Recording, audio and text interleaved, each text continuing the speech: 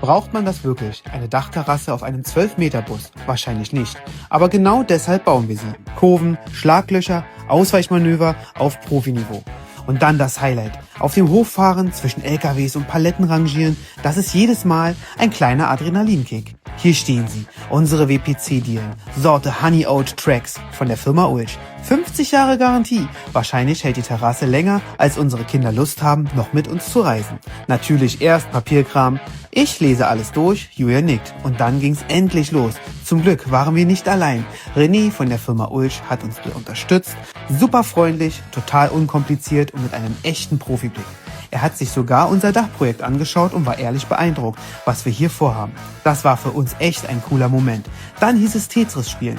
Diele stapeln, Profile sortieren, alles verzogen, Mission erfüllt. Der Bus ist voll, wir glücklich und jetzt geht's zurück nach Rehfelde. Die Terrasse kann kommen und wir freuen uns riesig auf den Bau.